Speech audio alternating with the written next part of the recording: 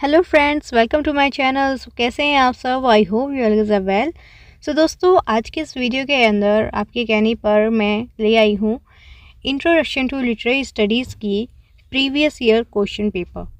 तो आज की ये वीडियो फर्स्ट सेमेस्टर के बच्चों के लिए बहुत ही इंपॉर्टेंट होने वाली है। तो before we start this video मैं कहना चाहती हूँ, अगर आपने मेरे चैनल को अभी तक सब्सक्राइब नहीं किया है या आप मेरे चैनल पर नए हैं तो प्लीज़ चैनल को सब्सक्राइब कर लें, क्योंकि इस चैनल पे आपको फर्स्ट सेमेस्टर से लेके थर्ड सेमेस्टर तक सारे चैप्टर्स की एक्सप्लेनेशन वीडियोस मिल जाएंगी। बहुत ही इजी लैंग्वेज में मैं आपको सारे चैप्टर्स एक्सप्लेन करती हूँ। और आज आप ही के कहने पर मैं ये प्रीवियस ईयर क्वेश्चन पेपर लेके आई हूँ। तो जल्दी जल्दी चैनल को सब्सक्राइब कर लें और अब चलते हैं अपनी वीडियो की तरफ। तो सबसे पहले इस पेपर का स्ट्रक्चर समझ लेते हैं। बेसिकली इसके अंदर 2 पार्ट्स हैं और दोनों ही पार्ट्स कंपलसरी हैं करने। और इसके अंदर जितने भी क्वेश्चंस हैं पार्ट ए के अंदर वो सारे क्वेश्चंस करने हैं और बाकी ऑप्शन मिलने वाले हैं। मतलब कि पार्ट बी के अंदर 3 क्वेश्चन दिए जाएंगे, ठीक है। और यहाँ पर पार्ट ए में जो क्वेश्चंस दिए गए हैं वो 10 मार्क्स के हैं सारे, और जो पार्ट बी में दिए गए हैं वो हैं सारे 20 मार्क्स के क्वेश्चंस। ओके, तो सबसे पहले हम आते हैं अपनी पार्ट ए पे। यहाँ पर आपको 3 क्वेश्चन दिए गए हैं। तो सबसे पहले क्वेश्चन के अंदर आपको चॉइस दी गई है, मतलब इन सारे क्वेश्चंस में आपको चॉइस मिलेगी, ठीक है। इस तरीके से ए बी करके, या तो आप ए पार्ट कर लो क्वेश्चन 1 का या फिर बी पार्ट कर लो। ओके, तो सबसे पहला क्वेश्चन है हमारा यहाँ पर, critically comment on the description of Pemberley estate and the way its impact Elizabeth perception of Darcy in Austen Pride and Prejudice. तो बेसिकली इस क्वेश्चन के अंदर आपको पेम्बरली ई स्टेट को डिस्क्राइब करते हुए बताना है कि पेम्बरली ई स्टेट का किस तरीके से एलिजाबेथ की परसेप्शन पे इम्पैक्ट पड़ा, कि उसने एलिजाबेथ ने, मतलब जो एलिजाबेथ है उसने डार्सी के बारे में अपनी जो राय थी उसको किस तरीके से बदला। मतलब कि जब एलिजाबेथ ने पेम्बरली स्टेट को देखा तो किस तरीके से एलिजाबेथ ने अपना परसेप्शन चेंज किया टुवर्ड्स डार्सी, ठीक है। और इसका फर्स्ट क्वेश्चन का बी पार्ट है, how does Gerrard J Prince group the collection of science that constitute a narrative, describe briefly. तो बेसिकली हमें इसके अंदर पूछा गया है कि कैसे जो जेरल्ड जे प्रिंस थे उन्होंने साइंस की जो कलेक्शन था, मतलब साइंस का जो कलेक्शन था उसको कैसे ग्रुप्स में डिवाइड करा, ठीक है। कैसे उनका ग्रुप बनाया जिनके थ्रू नरेटिव कॉन्स्टिट्यूट होता है, मतलब कि एक स्टोरी बनती है इन साइंस के थ्रू, है ना। तो बेसिकली अगर मैं इसकी बात करूं, जो जेराल्ड जे प्रिंस थे उन्होंने साइंस ऑफ कलेक्शन को 2 ग्रुप्स में डिवाइड करा था। पहला था नरेटिंग एंड नरेटेड। तो बेसिकली जो पहला था नरेटिंग, उसके अंदर जो साइन थे वो रिप्रेजेंट करते थे स्टोरी के इवेंट्स को और उनकी सिचुएशंस को। ओके, और दूसरी तरफ जो नरेटेड है वो क्या रिप्रेजेंट करता है, उसके अंदर होता है जैसे कि एक्ट ऑफ स्टोरी टेलिंग और उसकी ओरिजिन, और उसके अंदर होते हैं नरेटर और नरेटी, मतलब कि जो सुनने वाले लोग हैं और जो सुनाने वाले लोग हैं वो स्टोरी। अब दूसरा क्वेश्चन है हमारा यहाँ पर, this city now doth like a garment wear the beauty of the morning silent bare ships towers domes theatres temples lie open onto the fields and to the sky.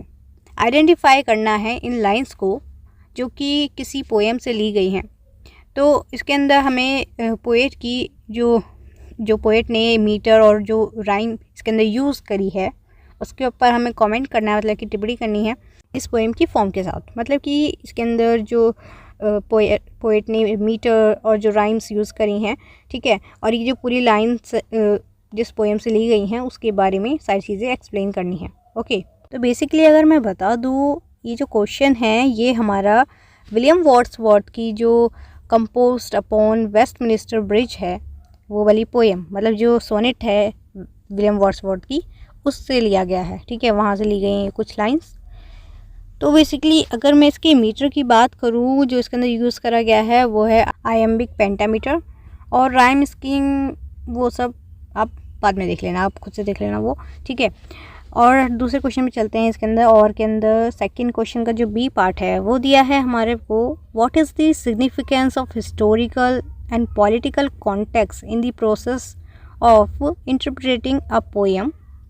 Discuss with reference of Tagore poem where the mind is without fear. तो इस question के अंदर बोला जा रहा है कि Tagore poem, मतलब कि टैगोर की जो पोएम है the mind is without fair, जो कि मैंने पढ़ा रखी है। अगर आपने अभी तक वीडियो नहीं देखी है तो मैं लिंक डिस्क्रिप्शन में दे दूँगी, अब वहाँ जाके देख लेना।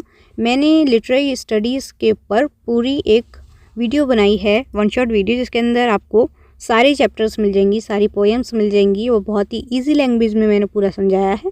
ठीक है, तो आप जब उन्हें पढ़ लेंगे तो ये सारे क्वेश्चंस आप बहुत ईजिली कर पाएंगे।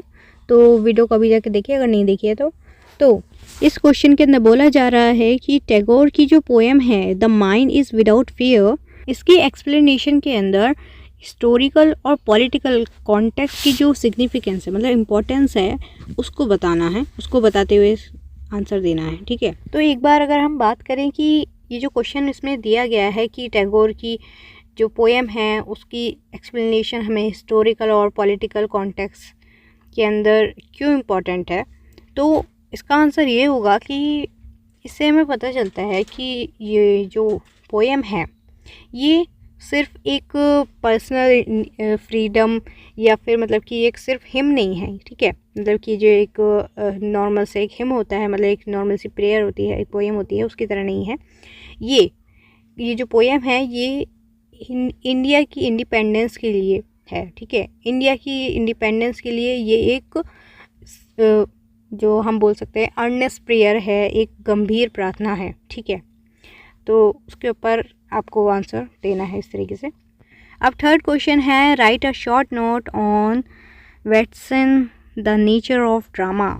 तो बेसिकली इस क्वेश्चन के अंदर आपको वैटसन का जो द नेचर ऑफ ड्रामा है उसके ऊपर एक शॉर्ट नोट लिखना है। ठीक है, और दूसरा इसके ऑप्शन में जो बी पार्ट दिया है वो है discuss the way societal lack of empathy is represented in the character of Rupa in Mahesh Dattani Tara. तो इसके अंदर हमें डिस्कस करना है अबाउट जिस तरीके से सोसाइटी के अंदर लैक ऑफ एम्पैथी थी जो कि रूपा के कैरेक्टर को रिप्रेजेंट करती है इन महेश दत्तानी तारा वाला जो प्ले है हमने पढ़ा है उसके अंदर, तो हमें उसके बारे में ही पूरा डिस्कस करना है इस क्वेश्चन के अंदर। ठीक है, कि किस तरीके से सोसाइटी के अंदर लैक ऑफ एम्पैथी थी उस टाइम पे, जिस तरीके से इस प्ले के अंदर रिप्रेजेंट करा था एक कैरेक्टर रूपा नाम का। ठीक है, और अब हमारा है पार्ट बी के अंदर जितने भी क्वेश्चंस हैं वो सारे 20 मार्क्स के होने वाले हैं, तो उसके अकॉर्डिंग आपको आंसर लिखना होगा। ओके, तो अब हमारा ये जो पार्ट बी में फोर्थ क्वेश्चन है, इसका ये पार्ट है in what ways does the novel function as the space for the delineation of an accomplished woman in Pride and Prejudice. Discuss the reference to any 3 women character. तो basically इस question के अंदर पूछा गया है कि novel function के अंदर जो accomplished women होती हैं, accomplished का मतलब होता है कोई इंसान जब किसी चीज़ के अंदर स्किल्ड हो, किसी चीज़ के अंदर बहुत ज़्यादा स्किल्ड हो, किसी चीज़ में निपुण हो, तो इसके अंदर बोला गया है किसी मतलब कि नोवेल फंक्शन के अंदर एक अकम्पॉलिश्ड वुमेन, एक निपुण वुमेन को किस तरीके से स्पेस दिया गया है प्राइड एंड प्रेजुडिस के अंदर, और उसको लेकर हमें जो हमारी प्राइड एंड प्रेजुडिस के अंदर वुमेन्स हैं उनमें से किसी 3 वुमेन को यहाँ पे डिस्क्राइब करना है, मतलब कि अकम्पॉलिश्ड वर्ड को लेकर हमें उनके बारे में बताना है। ठीक है, कि कैसे हम रिलेट कर पा रहे हैं इस चीज़ को उन 3 वुमेन्स से। ठीक है, जो प्राइड एंड प्रेजुडिस के अंदर थी। अब दूसरा क्वेश्चन है हमारे इसके अंदर the ironic representation of some of the characters does not distract from the force of Austen social critics discuss with reference to the text.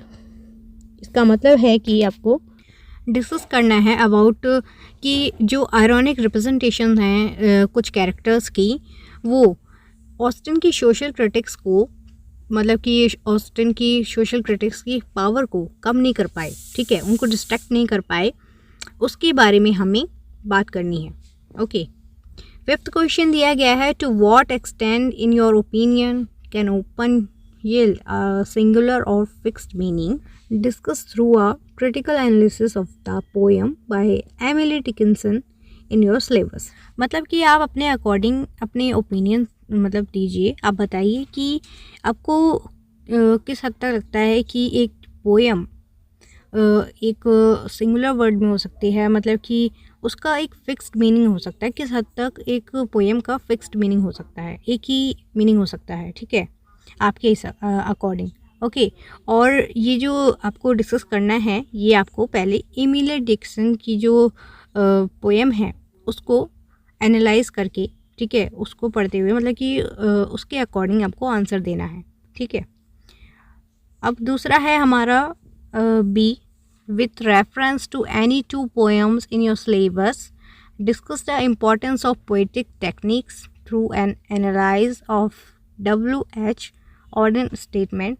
All my life I have been more interested in techniques than anything else. मतलब कि आपको कोई भी दो poems जो कि आपकी syllabus के अंदर हैं उनकी पोएटिक टेक्निक्स की इम्पोर्टेंस को डिस्कस करना है through WH and Auden statement. मतलब कि WH ऑर्डन की जो स्टेटमेंट है उसके अकॉर्डिंग उसको एनालाइज करते हुए हमारी सिलेबस से ली गई दो पोएम्स की पोएटिक टेक्निक्स की इम्पोर्टेंस को हमें डिस्कस करना है, ठीक है, WH ऑर्डन स्टेटमेंट को एनालाइज करके, ठीक है।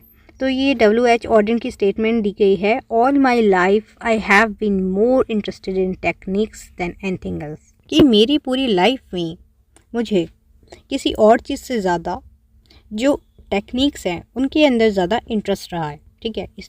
ये जो स्टेटमेंट है इसको एनालाइज करके हमें हमारी जो पोएम्स के अंदर पोएटिक टेक्निक है उसकी इंपॉर्टेंस को यहाँ पे डिस्कस करना है, ओके। अब 6 क्वेश्चन का ए पार्ट है हमारा, the stage is optimally used in Dattani Tara, discuss the stylistics and design of the stage in the play. इसका मतलब है कि जो महेश दत्तानी का प्ले है तारा, उसके अंदर स्टेज का सबसे ज़्यादा यूज़ करा गया है। तो इस क्वेश्चन के अंदर हमें स्टेज की स्टाइलिस्टिक और उसकी डिज़ाइन को डिस्कस करना है, ओके।